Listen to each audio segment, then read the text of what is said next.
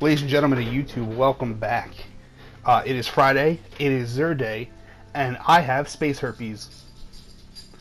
This is a buff that is going around. It has something to do with Siva, which is like the new enemy in the Rise of Iron DLC that's coming out in about a week.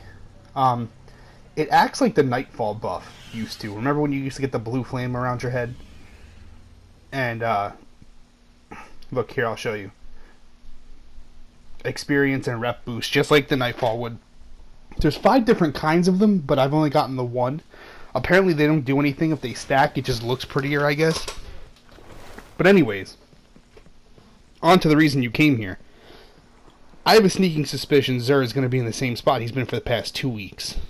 So that's where I'm going to check first. We're going to check out what Xur has. I'm going to look at his inventory.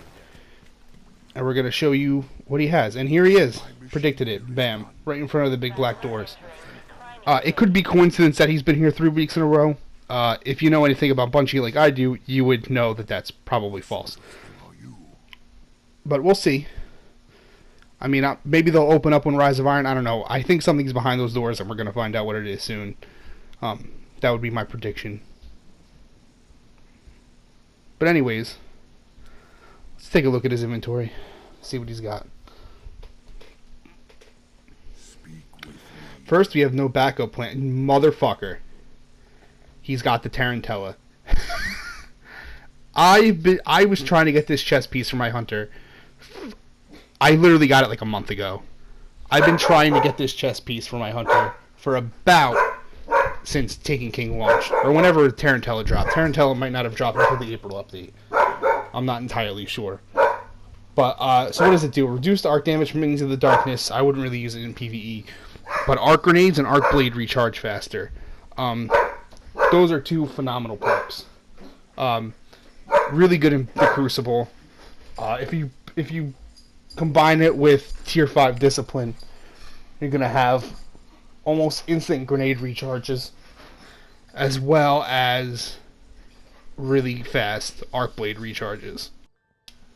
If you don't have this on your hunter, or if you don't have it in general, I would highly recommend purchasing it, just to have it.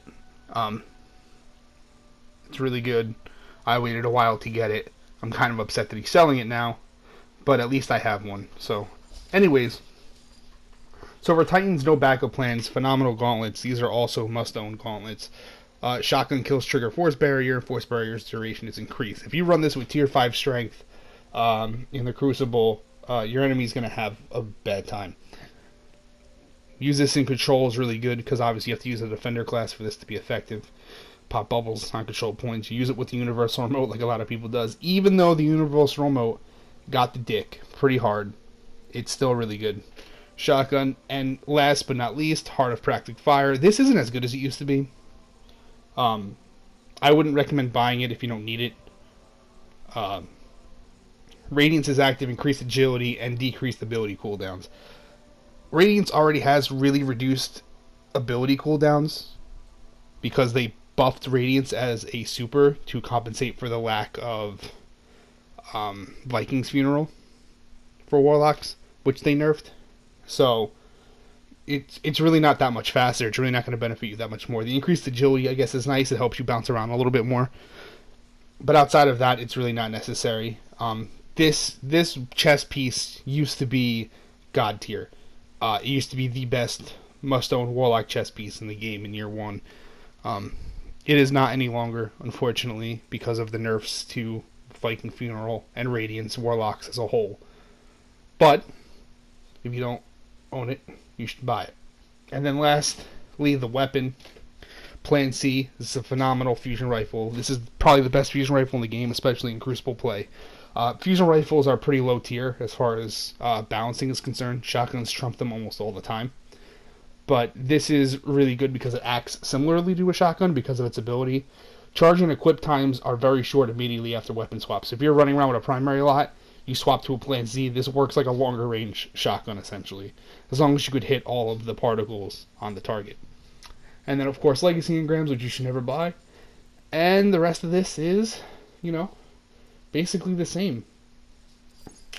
I'm going to buy the 3 coins because I want to stock up on some of them before Rise of Iron comes out, so when Rise of Iron does come out, I could farm some exotic engrams and hopefully get some crispy new exotics that way.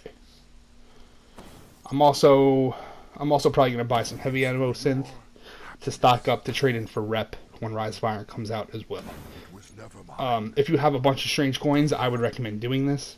Like I said last week, because the rep that you get can lead to packages, and the packages can contain new Rise of Iron gear for you, or at the very least higher light level gear, which will help you level up in time for the raid, which comes out a mere 3 days after the expansion drops.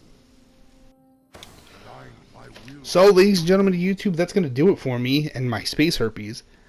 Thank you so much for watching this video. Like, share, subscribe to the channel, or dislike it if you think I'm a twat.